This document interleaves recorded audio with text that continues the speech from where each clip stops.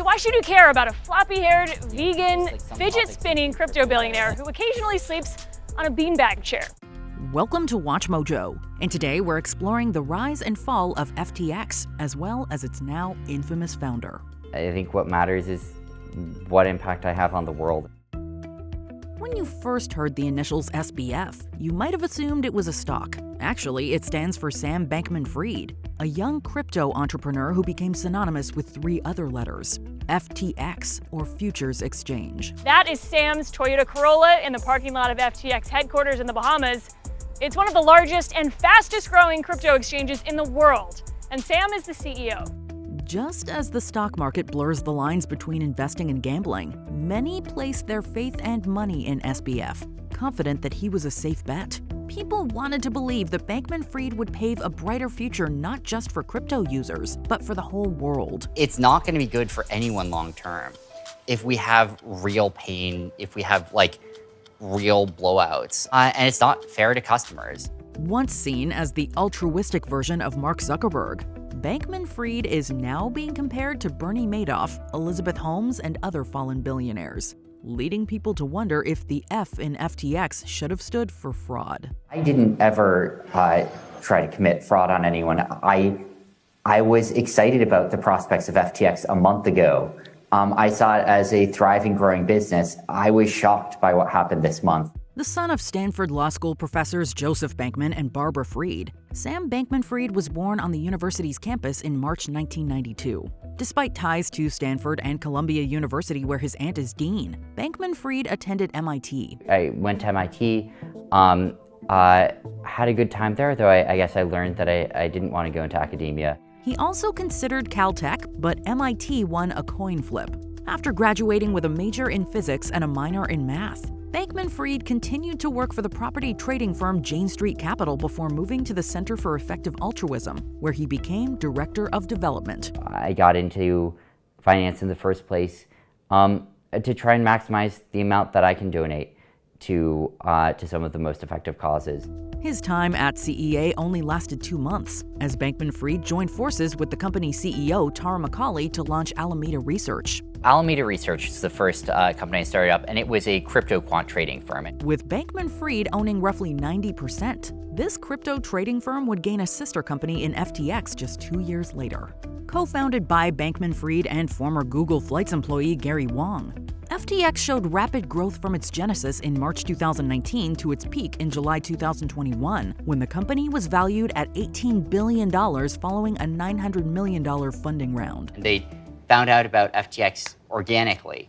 And when that started happening and we just started getting people signing up for the platform that we had never met before, that was when I started to feel like this might actually be real. In addition to major investors like SoftBank and Tiger Global Management, FTX received endorsements from names like Shaquille O'Neal and Tom Brady, the latter of whom developed a friendship with Bankman Fried. What's up, guys? I'm here with my boy Sam from FTX. We're at Crypto Bahamas Conference. We're going to start the day. Arguably, the most widely seen endorsement came from Larry David in a 2022 Super Bowl ad. The commercial depicts David as someone who historically makes poor choices, passing on FTX being the latest in a long line of missed opportunities. It's FTX. It's a safe and easy way to get into crypto. I don't think so. And I'm never wrong about this stuff. Never. Ironically, Larry had the right idea here. But we're getting ahead of ourselves.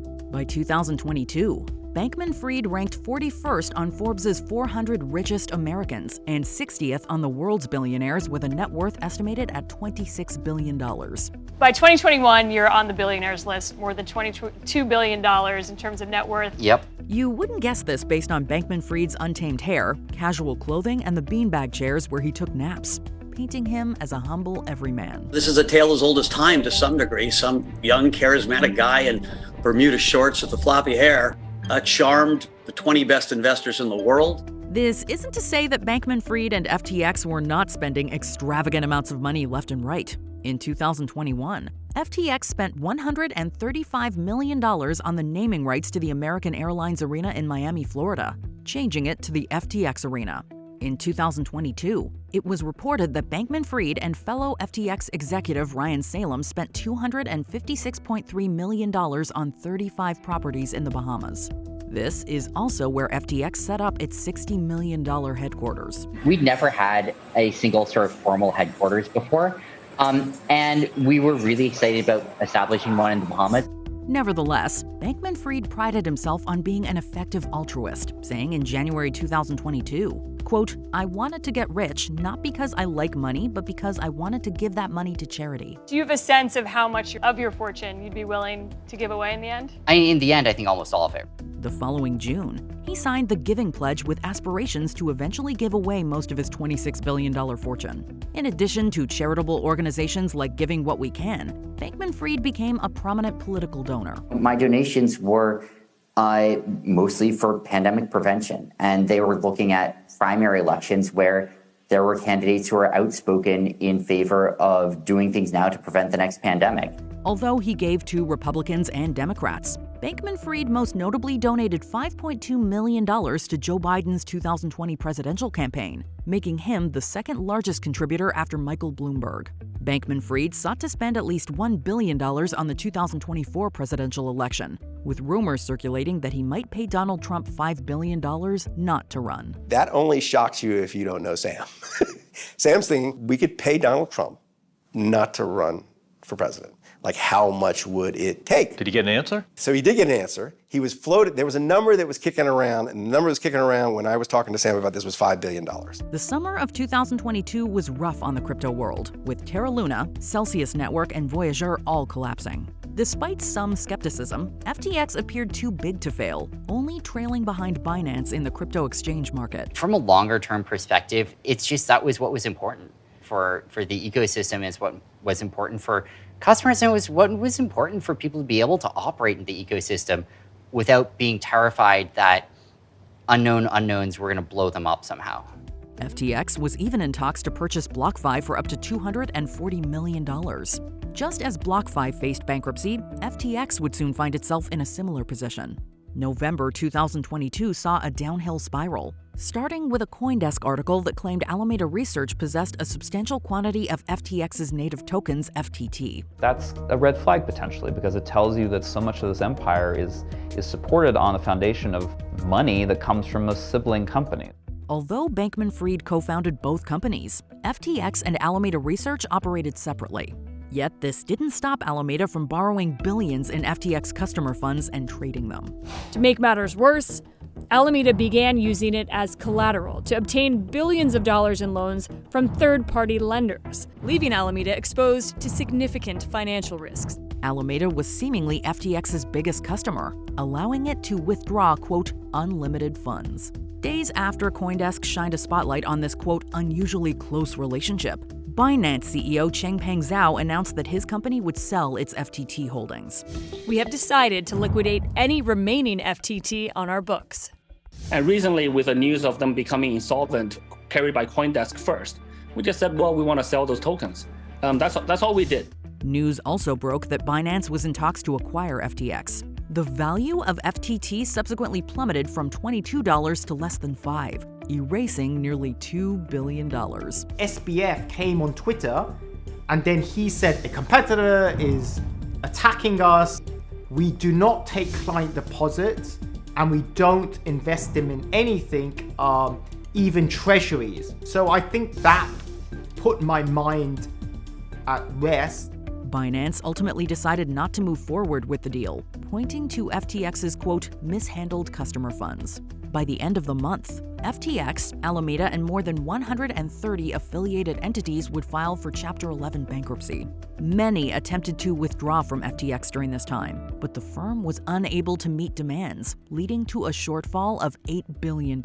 It unravels because the depositors at FTX want their money back, and it's not all there.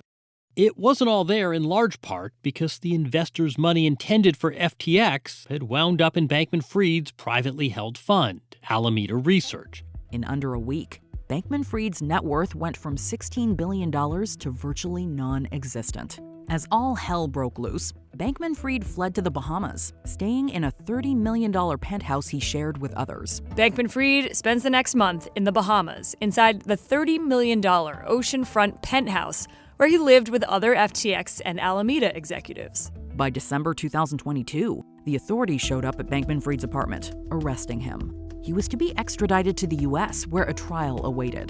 Bankman Fried was far from the only one facing legal troubles. A lawsuit has been taken out against Tom Brady, Larry David, Shaquille O'Neal, and other big names who promoted FTX. On December 21, 2022, Gary Wang pleaded guilty to wire fraud and 3 counts of conspiracy. The coding guru testifies he knew what he was doing was illegal. Gary was someone who was very difficult to get to talk. At FTX, when I would go and occasionally try to visit the office in Bahamas, Gary was someone who never spoke to anyone. Caroline Ellison, Alameda Research's former CEO and Bankman Fried's former girlfriend, also pled guilty. Ellison previously announced that she, Bankman Fried, and Wang knew what FTX was doing with customer funds. Caroline Ellison, the 28-year-old CEO of Alameda Research, also shares what she knows, telling the court, "I understood that FTX would need to use customer funds to finance its loans to Alameda." Meanwhile, Bankman Fried entered a not guilty plea on January 3, 2023. Bankman Fried is now facing a dozen federal charges in Manhattan court related to the collapse of FTX and Alameda.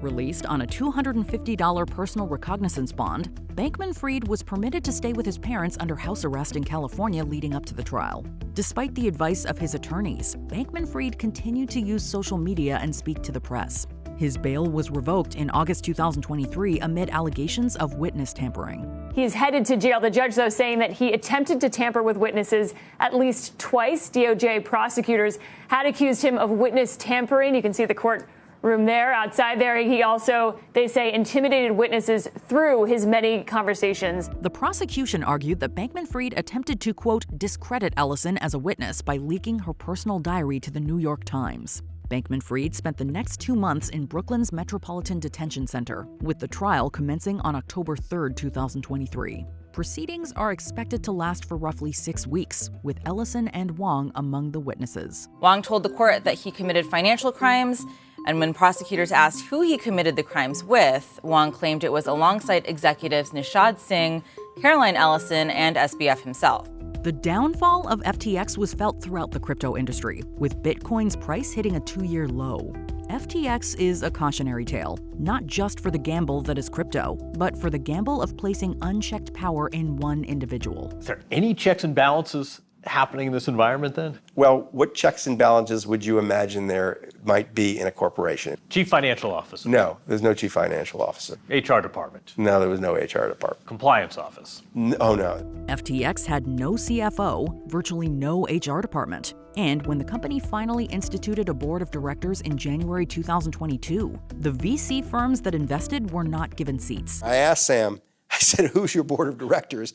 And he said, we don't really have one. I said, what do you mean you don't have one? Everyone has one. He says, there are 2 other people on something called a board of directors, but it's changed and I don't even know their names. Bankman Fried held most of the power as FTX's CEO, a position now filled by John J. Ray III. Ray specializes in recovering lost corporate funds, but he called FTX's situation, quote, unprecedented. There's no record keeping whatsoever. It's the absence of record keeping. Employees would communicate, invoicing and expenses on Slack. They use QuickBooks, a multi-billion-dollar company using QuickBooks. And this is coming from a guy who oversaw the Enron fallout. Many FTX customers likely won't receive satisfaction beyond seeing Bankman Fried behind bars. Before we continue, be sure to subscribe to our channel and ring the bell to get notified about our latest videos. You have the option to be notified for occasional videos or all of them. If you're on your phone, make sure you go into your settings and switch on notifications. While Bankman Fried isn't expected to receive the 115-year maximum sentence, it is inclined to be a significant sentence if found guilty. I don't see how all of the evidence that's now been sort of laid out there in the open against him could be construed any other way than him having committed financial crimes. Whether Bankman Fried's intentions were noble or not, he quickly went from being a symbol of altruism to the poster child for reversed fortunes. In that sense, FTX's Super Bowl ad foreshadowed Bankman Fried's downfall, with the Curb Your Enthusiasm theme now providing the soundtrack to his life.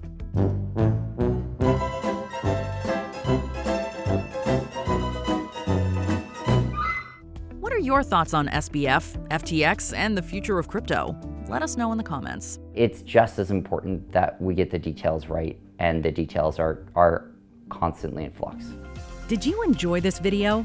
Check out these other clips from WatchMojo, and be sure to subscribe and ring the bell to be notified about our latest videos.